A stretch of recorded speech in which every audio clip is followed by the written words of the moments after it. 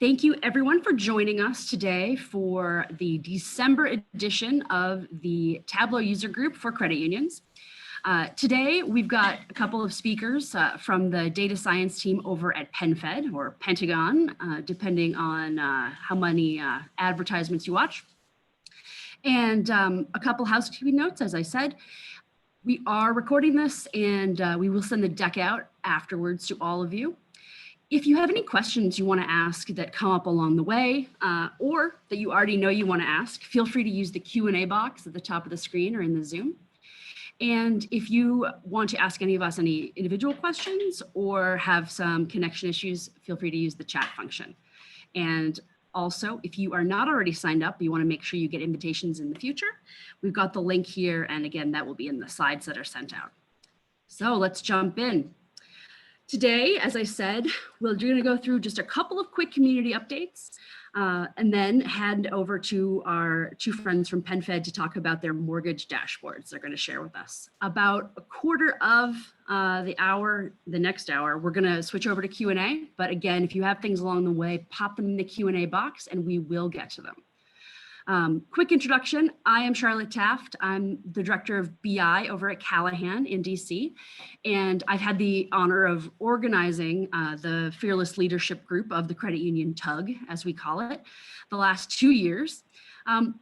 A couple of just points of things going on. I like to do a word cloud to take a look at who's attending today. These can vary quite a bit depending on our topic, and I can see very clearly we've got an analyst-heavy view today, which I'm very excited about since I have a very hands-on job myself. And generally looking like we've got some lending people all over the house a bit. So I think this will be just the perfect audience for today. A couple of quick notes as well. If you are interested in speaking at one of our upcoming events, interested in hosting, planning, anything else, contact me. And indeed, we've got links here for signing up for the email page. You can indicate if you want to speak, if you want to be involved in either of the CU Analytics community subgroups. We've got Tableau today, but there are a lot of Power BI enthusiasts out there, and they also meet up. We are going to be doing a group planning session in early January. I did send it out to people who are already on the email list as indicating that they wanted to be involved in planning. If you didn't get the email, feel free to email me. And if you haven't said that you wanted an email, you can also email me and I'll make sure you get invited. So without further ado, I will move on to our actual content today, but we are booking and getting organized for our January TUG already, because one of my personal resolutions is to have more meetings than 3, which we did in the crazy year of 2020. So we'll be talking data warehouses in January. We've got some speakers from architecture and then a number of credit unions with different types of data warehouse installations. So stay tuned for that. Okay, so today we are hearing from Bill Andrews and Dan Shepard from PenFed. People requested data, so including this in our slides for future for your take home. But they're going to be talking mortgage dashboards. One of the reasons we didn't have quite as many TUGs this year, besides just the general insanity of COVID, is I decided to go back to school. And while this is not about me, I was fortunate enough to meet Bill, who's in my class at UVA. We're doing business analytics, and I was able to strong arm him after seeing his Tableau skills into presenting today. So I hand over to Bill and Dan, let them introduce themselves and kick things off. Okay, thank you, gentlemen. Yeah, thank you, Charlotte. I'm going to start setting everything up. We were hoping, to come in with who lets the dogs out, but we weren't able to set that up in time. So bear with us as we set everything up. We just want to be walking through a project that was near and dear to our hearts because there was a lot of lessons learned, and we're hoping to share some of that with you. Also hoping to show off some cool tricks at the end. So a little bit about myself.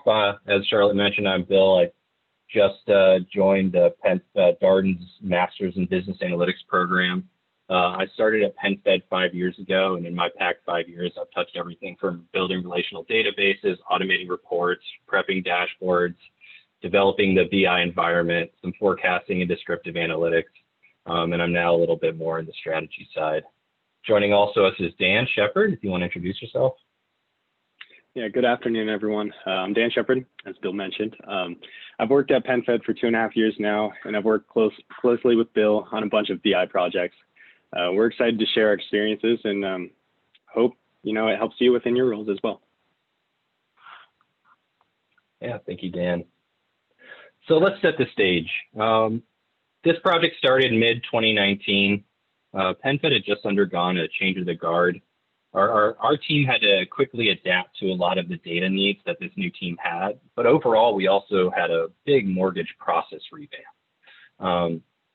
As part of that revamp, we were shifting over to a new LOS, which led to its own data challenges. Our enterprise data solution for the new LOS just wasn't as successful as we hoped, so we had to source a lot of the data ourselves. And we were running 2 LOSs at the same time, so we had to merge a lot of that data together in the same space, which provided its own challenges. Additionally, when this started, our team had just started publishing our first dashboards and putting them up onto Tableau server and creating that environment. And it was at this time that we were approached to develop a new dashboard that would track the supply chain across all levels. So the simple ask was they wanted a lot and they wanted it very quickly. It's very reasonable. We had a brand new team and a process that they wanted to revamp and build out. And so there's a huge data gap. And one of the ways that they saw being able to cover that gap was building out something that would be an operations-ready dashboard that loan officers, processors, underwriters, closers could manage their pipeline. It would be something that would have to be accessible through all levels. So using the LOS that we were using, it's Encompass. It wasn't necessarily as easy for some of the directors and VPs to get in there and see all that. So we wanted to build it out in Tableau. And also they wanted to have visibility such that, a loan officer can see the loans that they're managing, but also the managers and the directors can see the loans that fell under their buckets as well. Additionally, we had to move from daily data updates to intraday so that we could support the business needs, so we can move the process faster. And then we were also trying to use this to drive process standardization, developing these key SLAs, driving the definitional changes that needed to happen to support this process revamp that we were working through. So to get a little bit about the data, we leveraged it from the 2 major sources. As I said, we leveraged from the LOS data and we tried a lot of different things. It came in, through some proprietary data sources, and sometimes they failed. And so we had to move on the fly very quickly in a lot of ways and think creatively with scale in mind to develop a solution where we could have that intraday data in a stable manner, because stability was crucial for this operations level dashboard. And then additionally, we had to tie in some HR data to help roll up and down through the management levels as we discussed. And I just want to throw in here too, and as we were building out, we were thinking of all the data challenges that we had, bringing everything together, and we started developing and doing a lot of the calculations within Tableau because it is a powerful machine and can handle a lot of calculations. But one of the problems is that, the more that you have Tableau do, the slower it gets. And so for something like this, an operational dashboard, being able to move quickly is key. And so what I would recommend for something like that is throwing a lot of the calculations as much as you can into the data itself, so that you're not, so that Tableau can move quickly through the calculations and it'll seem more like working through a web page than it does working through a dashboard. And so here's the first attempt at the design, right? And what I like to say here is I'm not an artist, I'm an analyst. I tried to manage as best I could, but one of the key things was we were approached by leadership to develop something that was functional, that had all the SLAs. We spent a lot of time with leadership confirming content and getting those definitions, as I mentioned, down, so that we would truly understand the data that we're working with. Additionally, we work with subject matter experts to ensure the accuracy of the data, make sure it's exactly what they're used to seeing in some of the other reports, what they're expecting to see. And then, as we built it out, we tracked, we used Tableau servers. They have a dashboard management tool so you can see the usage. And so we were using that to see usage and try to ask questions. Okay, well, we're not seeing the usage that we want. Let's get some feedback and iterate on this. And what we ended up with was a good product, a great functionality, but the use wasn't quite where we wanted. I mean, even though we were listening to our customers and working through it, something was missing. And so I'm going to hand it off to Dan, who's going to take us through that part. Thanks, Bill.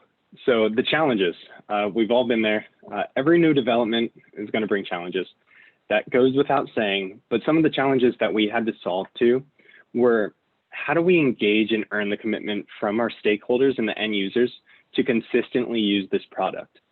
So really it's how we help adjust behavior and build a standard process, as Bill mentioned before. Also, how are we going to strengthen our users' confidence in that data? And lastly, regarding the design aspects, some of the feedback we received is shown here in the slide, but in total, it boiled down to the perception of just having too much information on one screen. So, challenge accepted. The partnerships. So to solve to some of these challenges, our new approach was to form small groups and commit to regular working sessions with these end users, with their managers, with the directors. I want to point out, working with the SMEs in the leadership that we initially worked with, it was a perfect idea for the first round. We developed the plan and the purpose and had, a functional dashboard that served that purpose. But to drive this project home, we had to focus on the true users. So we ended up sitting down with these end users to get their feedback. We collaborated on ideas, took in additional requests. And after building these connections and relationships and working through the tool together, I really want to emphasize the last bullet shown here, because projects can be so frustrating. Like I said, we've all been there, but it's important to not ignore the reasons for the resistance in the first place. So after collaborating and pushing through these working sessions, our most resistant stakeholder from the beginning became our greatest ally. He partnered and drove the final idea through his entire department and held everybody accountable. And to us, it was just really eye-opening to see that, because it proved, and this may be cheesy, but it really proved the value of cross-functional partnerships. So moving on to our final design. Part 2 of the design, this is for all of you HGTV fans out there. Less is better. So if you look at the right, the two dashboards, we have volume 1 and volume 2. The information is the same between the two. There is nothing that we removed, no data that we removed, right?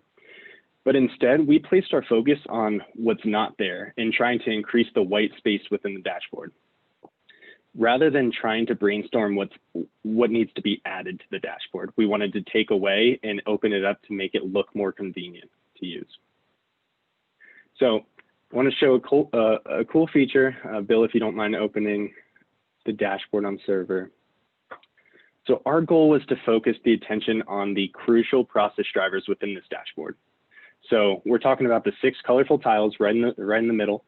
And with that being said, there's still a need for the loan level data and also the definitions to understand that what and to understand the why within those 15 that Bill's clicking on. So as you click on that number, what it does is it expands and collapses the data table and also the description on the right-hand side, which then gives you the what and the why.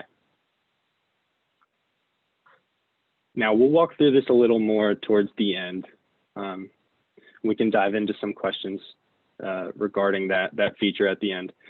But I do want to point out one of the most beneficial pieces to this whole process was having a survey process.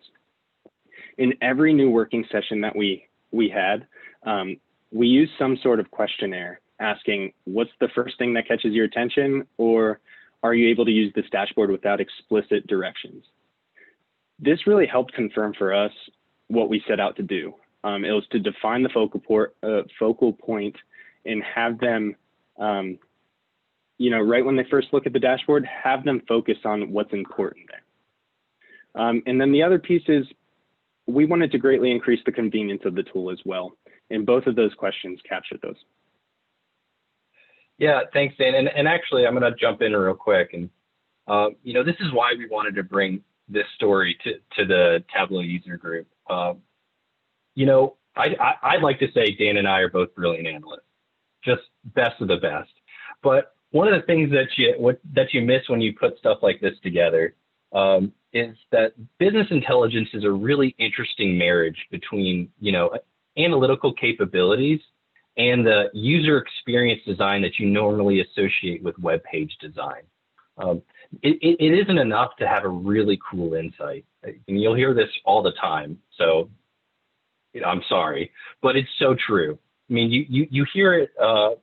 This is a good combination of being able to really understand and use those user experience techniques, ask those questions, really drive into as he said, you know, what are you focusing on when you get to this page? That's how you're going to get your adoption, and that becomes so important in developing things like this. So thank you, Dan. So right before we get to the moral of the story, which I talked to a little bit about, but you know, wanted to talk a little bit about the features, get into the Tableau geekiness. I'm putting this up so that if you have any questions about features or anything else at the end, we can go through and dive into how we accomplish some of these. Some of the key features that I wanted to talk about because I thought they were really neat that we added at the end was the auto persona identification, so that using, you know, your IT's network IDs, so that instead of me having to go to the dashboard and click processor 3 like you saw me do during the presentation, the mini presentation for Dan, if I'm processor 3 and I log onto the web page or receive my subscription, it's already done. And it's small little tweaks like that that also just make people's lives easier and help it through. And additionally, thinking about the white space, using those tooltips well. On the second page of this, there's a loan comments button. It's just a little icon, but when you hover it over, it gives you additional information regarding the loan. And it just helps, you know, keep everything look clean, but also can give you that additional insight if you need it, if you have any questions about the loans you're working with. So the lesson. The lessons we learned is, one, really know who your stakeholders are. It was so easy for us to receive this task from mortgage leadership and think, okay, these are the people who really care about this, so these are the people I have to please. And while that's very true, you do have to think about, you know, the people who are going to be using it. They're also your stakeholders. In fact, your key stakeholders, because they're the ones, you know, make sure you hit the high level strategy that the leadership wants, but also make sure you understand that you can hit all those points. And if no one's using the dashboard, then it doesn't help you at all. And one way that you can do that is keep driving past it's great. You know, how does this dashboard look to you guys? Oh, it's great. Okay, that's what you want to hear because you just worked really hard on this project. So you go, okay, that's great. But you got to move past that. You got to go, okay, what do you like about it? What don't you like about it? What would you like to add? What would you like to remove? What's working for you? What would make this work for you better? It's going to be painful. Sometimes you're going to get long pauses. But when you get through it, one, you have a bunch of users who feel like they've truly been listened to, and they get more excited about this product that they help build. But also it helps you really understand what they want to see as you're developing.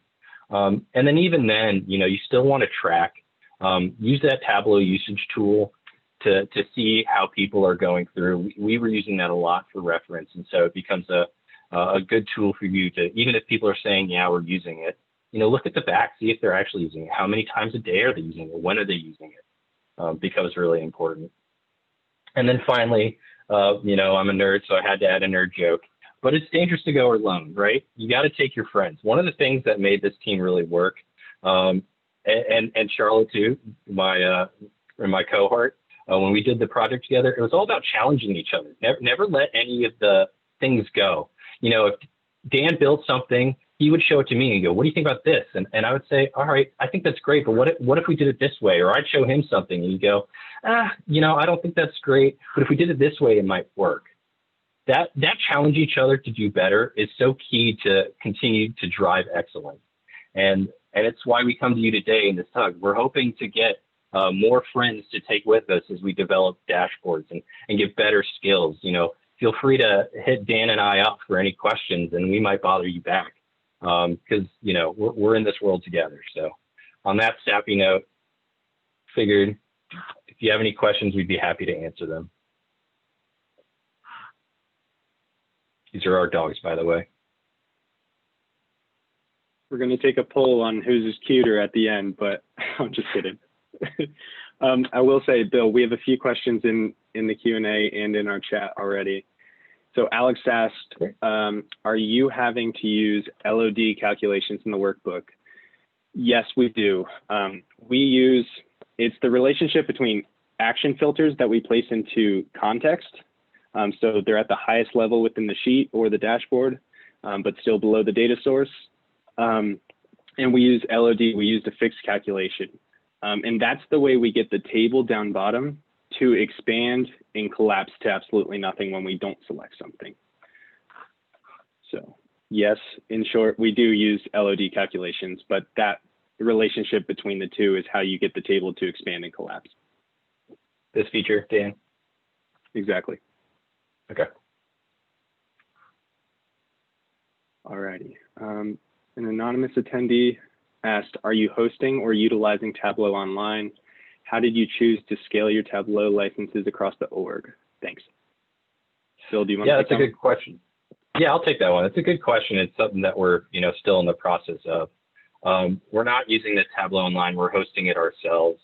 Our scalability has definitely been need-based. As we rolled out something like this that was designed for every loan officer, processor, manager, director, it became, okay, well, we have to get the licenses. Mortgage is just a part of PenFed as a whole. And so while all of mortgage is using Tableau and is on Tableau server, we're working with some of the other divisions to help get them using Tableau server as well. And in those conversations, we're starting to talk about enterprise licensing as well. Tableau has been extremely helpful and excited to work with us. And, it's a great company. And so they'll help you, anything that you need to get you there. They'll work with you to do that. So it's been a journey and it still is. Alrighty, we have a few in our personal chats. So Michelle, you asked, did you ask/receive feedback from the loan processors? Yes, so we built this same dashboard for every single role, where each of the SLAs are specific to that role, but it's the same view across.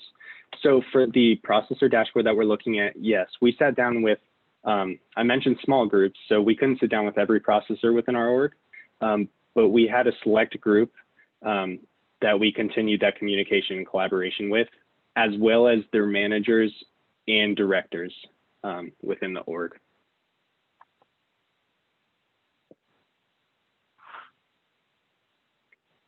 Bill, Daniel asks, did all the data needed in your dashboard already exist in the data warehouse, or was there a lot of infrastructure work needed in order to present the information as required by the SMEs? Great question. A lot of infrastructure work. Yeah, as I said, our enterprise solution did not turn out as we'd hoped it would, partly just due to the kind of chaos around the LOS delivery. And so we had to source a lot of the information ourselves. I mean, we're using RPA bots to deliver files to locations, and then we're using a SAS process that runs a small ETL to push it to SQL, and then we use Tableau data extracts to pull that up. So there's a lot of data infrastructure work, and that was part of the reason why we had to work a lot with, early on to understand and making sure that the information that was being shown was accurate, what people were expecting out of the LOS.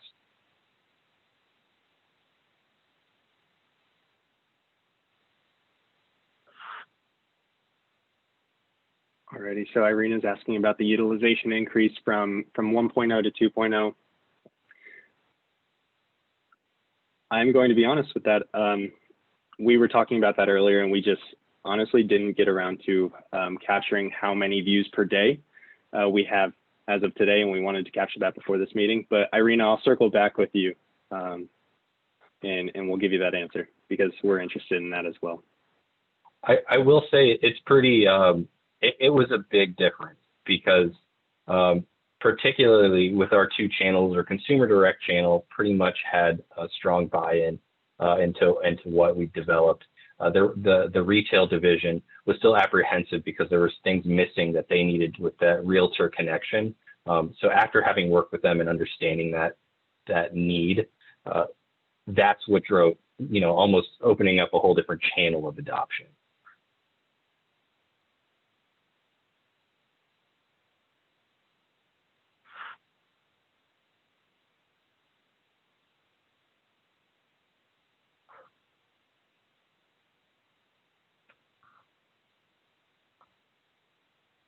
Okay, so Matt is asking about the auto persona feature. Bill, do you see that question? Oh, yeah, I just stopped sharing, so now I can see what everyone's chatting at us. Okay. Yeah, so it's pretty simple. The way it works is that Tableau has a field, and let me look this up real quick, and maybe I can show it off. But I think it's just called user ID. Correct me if I'm wrong, Dan. And you can look it up. Tableau has a lot of support things, but that connects to whatever network ID that they're logging into Tableau server with, right? So if that, if you're using the same network ID to connect to Tableau server as you are for anything else, or whatever it is, connecting into the data that user ID, you can then have your parameters or employee, filters is built off of parameterization.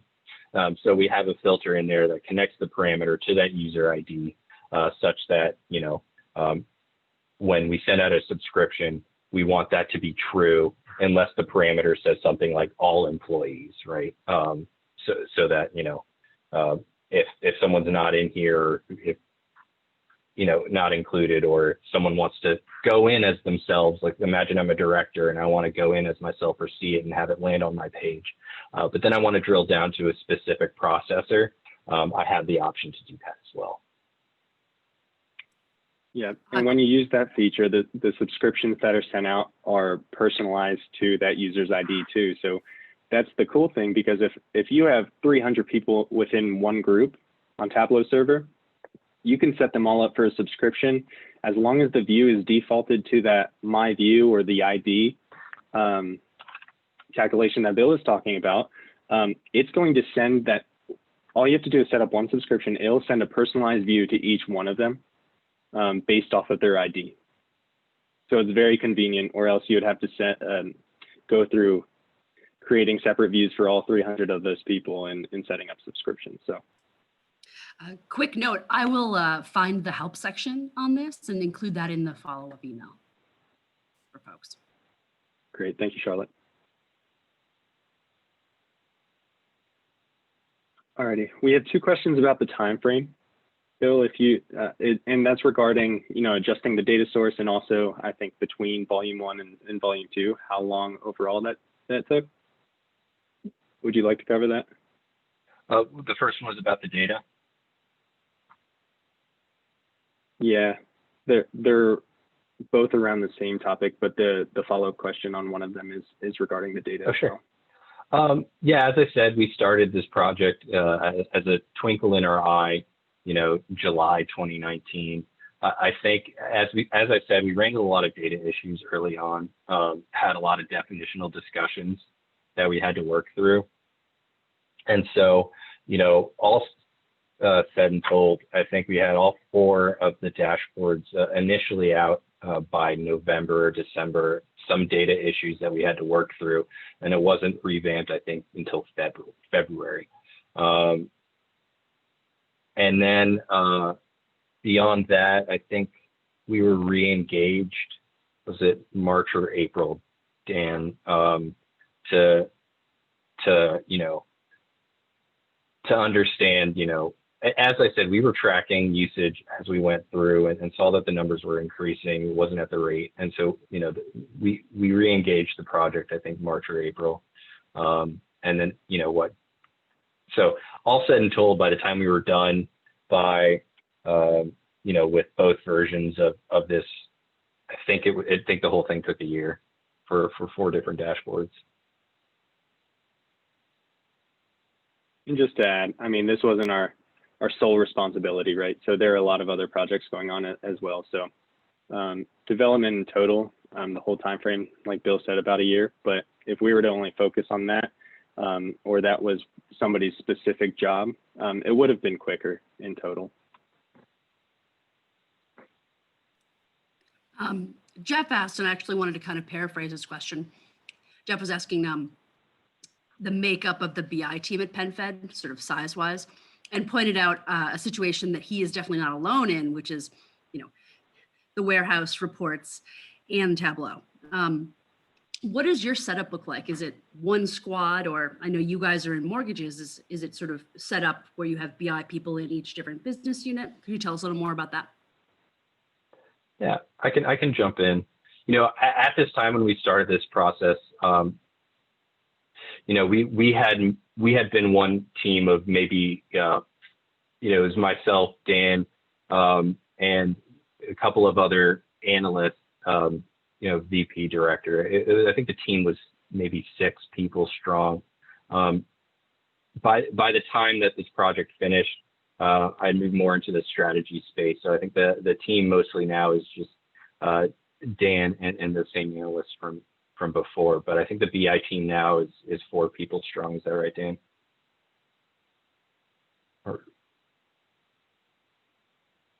From where we originally started in this project, those employees, but yeah. And in terms of, having to do reports and warehousing as well, I mean, I feel you. There was definitely a lot of that going on. Tableau wasn't just our responsibility. There were reports that we had to deliver, and I won't say that we were building out enterprise level relational databases ourselves, but there was a lot of data wrangling we had to do. We had to move fast, as I said. With the new leadership, expected to see a lot, and there was a lot we didn't have. So we had to move a little bit faster than our enterprise data team was able to, because they don't, again, they're not just focused on mortgage. They're focused on every division within PenFed. So we had to do a lot of our data sources. Definitely painful. It's helpful to have a friend if you can, but I know the struggle. Timothy asks, has there been an ROI, return on investment assessment? And if so, would you share the high level results? So we are still driving. So we presented on the adoption of this dashboard, right? So we are still driving, the usage and continuing that, really that push. So I'll say right now, we've talked a lot about looking back and seeing how capacity has freed up based off of our dashboard, what we built, the production numbers by employee, based off of that. So that's something we want to get into, but we're still in the process of driving the usage and really continuing that standardization of our process with this dashboard. So that is something we want to get to, and that's a great question, but we don't have an official ROI as of right now.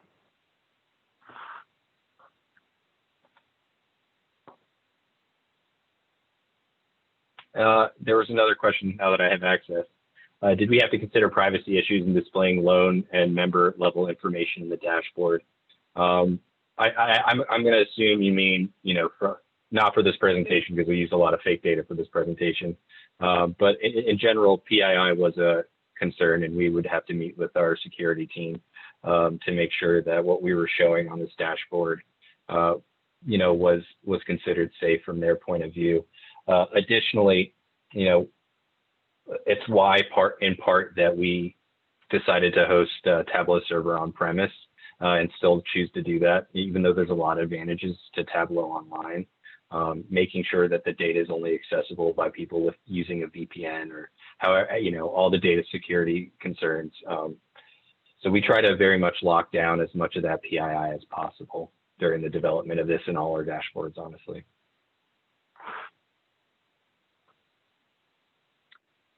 So Lindsay is asking, do you only use Tableau or do you also use reports out of Encompass? That's a great question. And we are trying to make Tableau a one-stop shop for most reporting, emphasis on the most.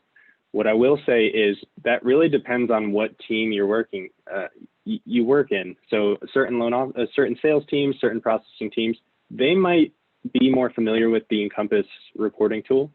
But one stride we've tried to make is making it convenient for them. So having an automated process that pulls down a report from Encompass, and just pretty much it has a few buttons within Tableau. So if they wanted to go to Tableau for everything, not just previous day production or pipeline info or cycle times, they also can just pull the full report that they could also pull from Encompass, but by clicking on this button within one of the dashboards in Tableau. So other teams do utilize the reports out of Encompass as well. Yep, just as Bill is showing. We just made, a one-stop shop here for if they want to see what's in Encompass as well. This is going to be the same report as they would pull out of the system. So we're trying to put everything within Tableau, but certain teams will access reports out of Encompass as well. Yeah, it's definitely a never-ending struggle, especially with, while the enterprise is still working on developing and trying to re-engineer that enterprise solution for Encompass data so that it's complete. People are, looking for something really quick that we might not be showcasing right away, and so they're going to pull the data in. And there's also just the hurdle of people people get used to Excel, right? They get used to pulling loan level data. And so shifting into the BI world is a struggle. And it's why we came to you today to talk a bit about buying in and getting people used to data visualization, because it is a struggle. It's something that we think is extremely helpful for business users, and, having everyone becoming a somewhat of an analyst, it is a challenge, but I think it's beneficial. It's worth the effort.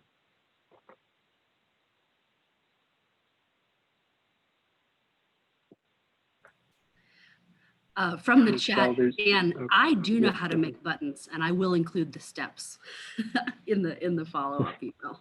Sharon. Wonderful. And I do believe that the person who asked that question is the person who also made those buttons as well. Shout out to Sharon. Kudos to her. Yeah.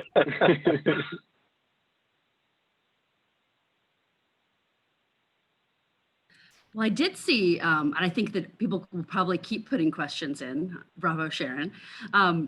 There was one question here that if we had time, whether you guys would be willing to do a little bit of a dig into the LOD/the setup of the collapse expanding in the table, because I know that's something that a lot of people could take away and put hands on in other reports where they might not even have the data from. And while you're doing that, yep, I did see that Jared asked what core you guys are on, if you're able to share that. Yeah, I think we're on Hogan, is our core banking system. Shout out to all you COBOL programmers out there. It is, yeah, I mean, those mainframe systems still exist in a lot of places today. And while mortgage doesn't really leverage that core system, except for managing the core of the enterprise, it's been stable and delightful.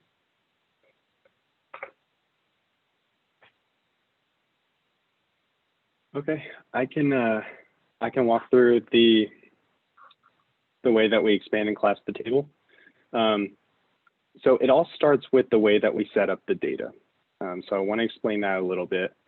And rather than having the table wide and having all our fields go out, so for each alert, we have an additional column pushing out to the right-hand side of the table. Rather than doing that, we actually stack the alerts on each other. So the group of applications that are here for alert 1, they are then stacked on alert 2, and they all use the same fields. So we break it out by one additional column or two additional columns. One that's the alert number, and the second additional column is whether it's immediate, yellow or green. Super urgent, immediate.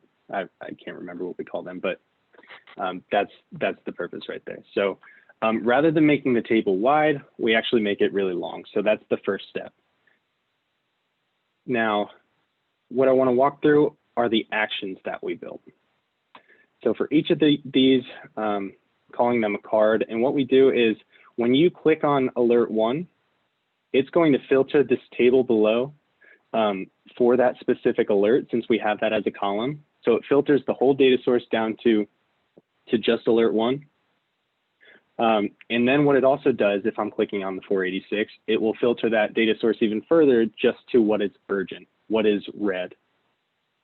So down below, when we do that, there's then this action. Let me dive into the sheet itself, or the data table. That action is thrown as a context filter. And the reason is because then I use a fixed LOD to look at the data source. And when I do that, having the action as a context filter already has the data filtered. So then one step below is that fixed calculation that says, okay, count how many with the combination of the SLA number and the combination of the color scheme.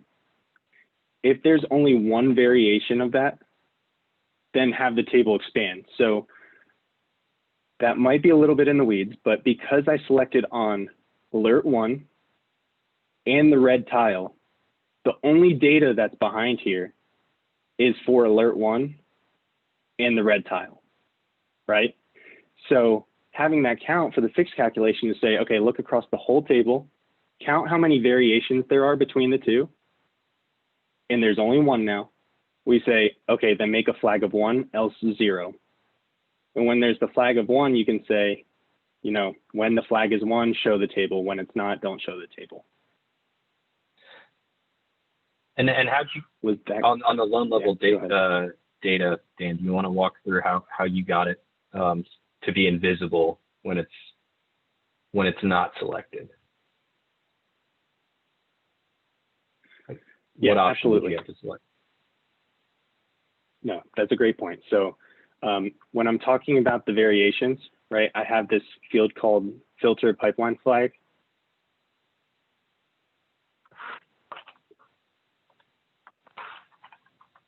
Or filter single SLA, my apologies. So that gives us the option between 1 and 0, right? So what we have down bottom, and I'm not going to expand all of these sheets hidden behind, but there are actually, for each of these alerts, there's a separate table that's specific to that alert. So when that flag is checked 0, it's going to disappear. We don't have any padding on those tables if I clicked into these. So they pretty much collapse to nothing. There's no padding, there's no space being made within those tables because there's no data flowing into it.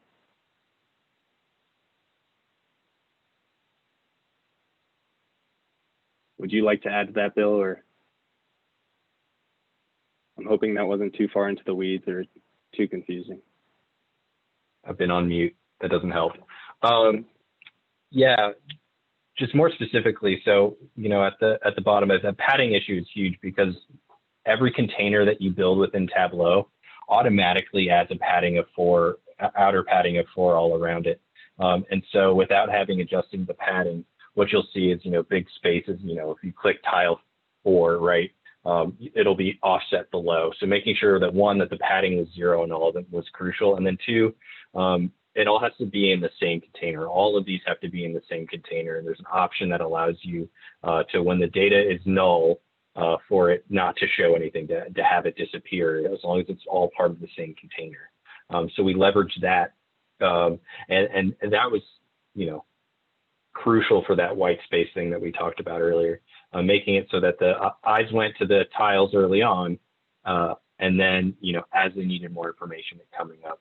You know, the same thing happened with the alert description that you see on the right here, of all the conditions that are there and what the SLA actually means. You know, getting that set up so that it's invisible when there's no data. It's an option in Tableau.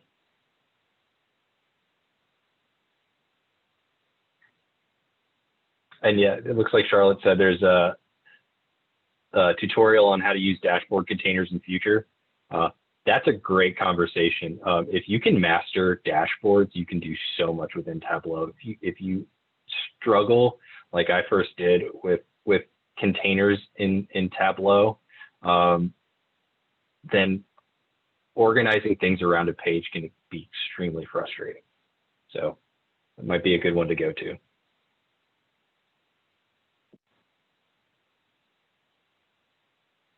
Clark, to answer your question, you're asking how many sheets did it take to create this dashboard? Well, just looking at this right here,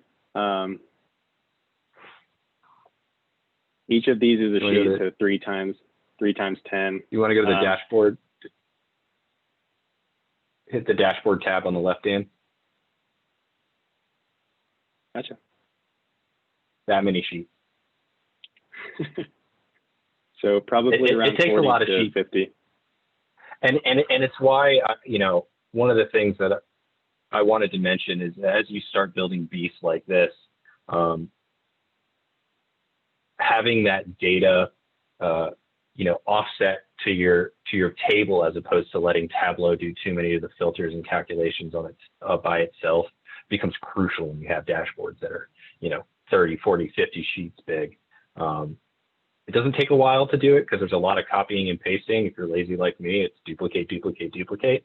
But the calculations are still there. So think about where, when building something like this, where you can leverage your data source to do the calculations and what absolutely has to be in Tableau.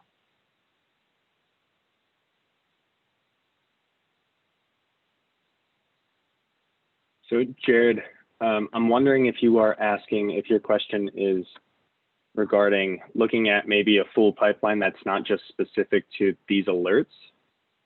And if so, we created a second page that helps people dive into their pipeline for with a lot of different filters, but also you can slice and dice it pretty much any way that you want to in that view. So this is more of the everything rolled up view, where the first page is to point out these drivers of the process that we need to focus on, whether it's compliance or a good sales approach, right? So that's the purpose of this page. And then the next is, okay, here's the self-serve piece of the dashboard. Here's your whole pipeline if you're filtering down to your name, right? And then filter any way that you want to, dive into what milestone and so on.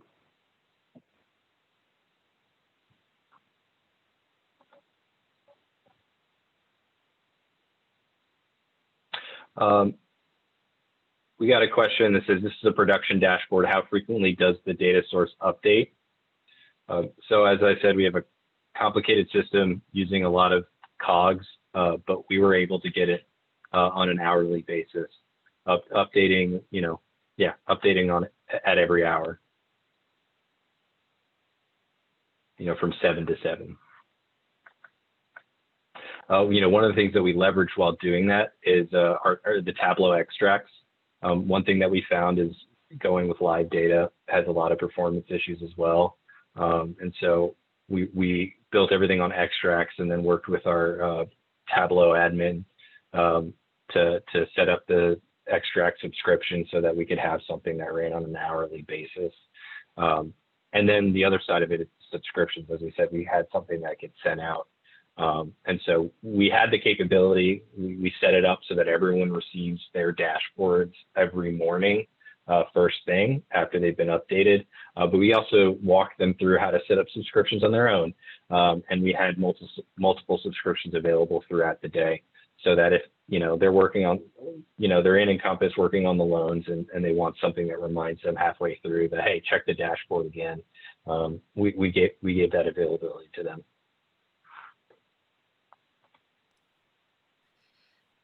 Dan and Bill, I have a question that is not popped up yet. You both know a lot about Tableau. Were you trained at PenFed? Did you get guidance along the way? And any tips for people who are saying, I want to be able to do that? How do I make that happen for me? We trained each other. I mean, as a team, not just Dan and I, but everyone who was working on this, we trained each other. It was all about challenging each other to do something. Wouldn't it be cool if we could do this? Well, why can't we do that?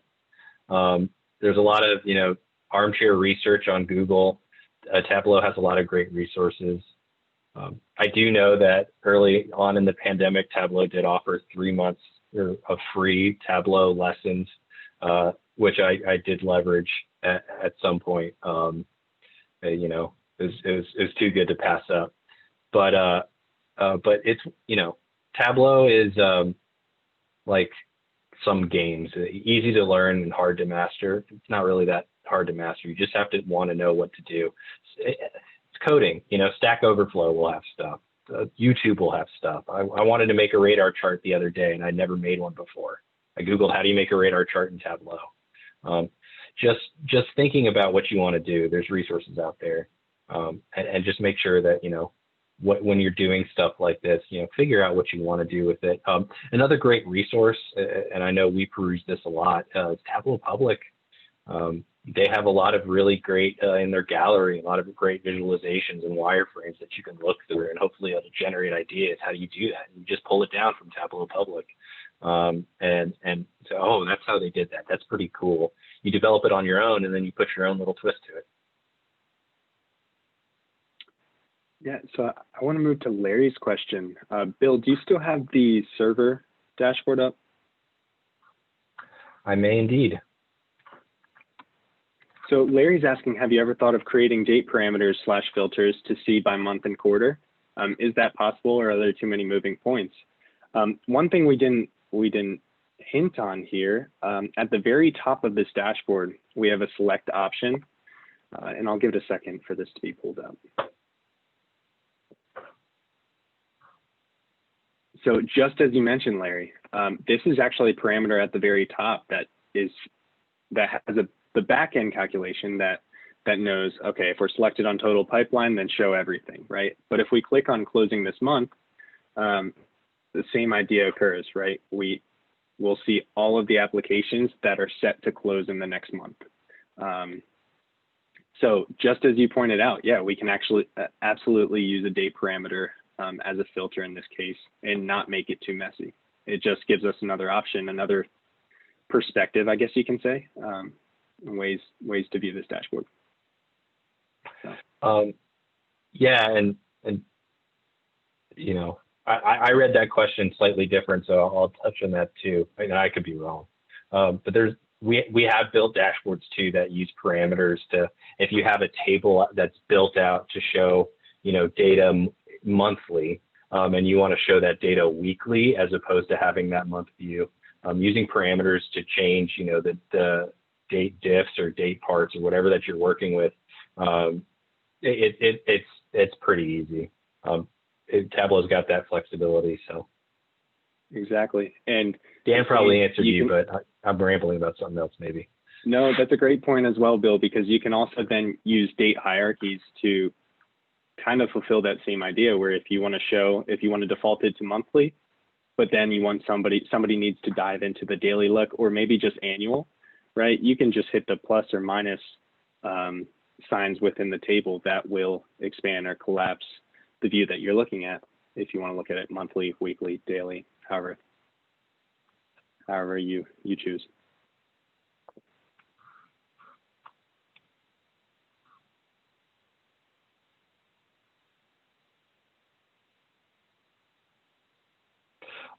We got a question on versioning files being a challenge. Do we have a strategy for making changes to the files? A little bit. Our strategy was learned through trial and error. But yes, we do, we do have a strategy, and we don't have a Git hub, something that we could leverage. But honestly, what we would do is work on it as a team. And if we had any changes that we wanted to make on it, we would save the old one, make the changes, talk about it as a team, and then move forward. With a lot of heavy involvement, we would sit in a room together and talk through what we wanted to do. A lot of where we wanted to go, we would discuss together, so that if anyone had to pick it up, we knew what the direction was. We were using an agile process. So we had everything written down in Jira, all the little things that we wanted to add and all the modules that we wanted to add, what the whats and the whys were for each of them. So, we didn't leverage some of the cool things like GitHub or anything like that, but what we did instead is just make sure that the communication was there.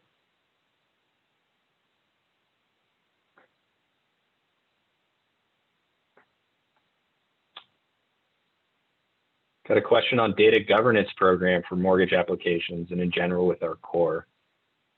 Data governance is a struggle right now. As I said, we're building out still. Not only did we have an LOS change, we also just had a servicing system change as well. So, you know, as we're doing all of these rapid developments, the data governance is catching up a little bit. So I might be able to answer that in a little bit. I don't have a great answer for mortgage right now. In general, we have an enterprise data team that has a governance division, and they're working through all the legacy systems that we've had, some of the new systems, and they're meeting with us and showing us quality dashboards on that data, and working through that governance program now.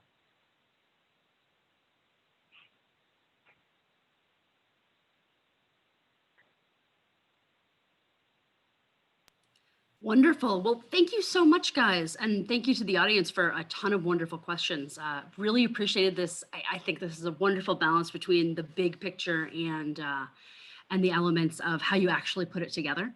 And I think we could probably easily keep asking questions for quite a bit longer, but unfortunately our time is almost up.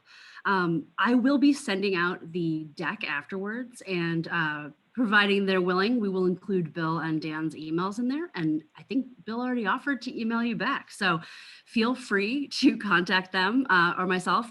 If there's things that they were doing here that you'd love this group, the Tableau user group, to do some more deep dives into, for example, how you work with containers on a dashboard, let me know and we'll figure out, you know, either some credit union experts or some experts from the Tableau community often have great presentations and are ready to jump in and do a hands-on exploration. So thanks again to Bill and Dan, big round of applause. And everybody else, stay tuned for the January tug on data warehouses, and happy holidays.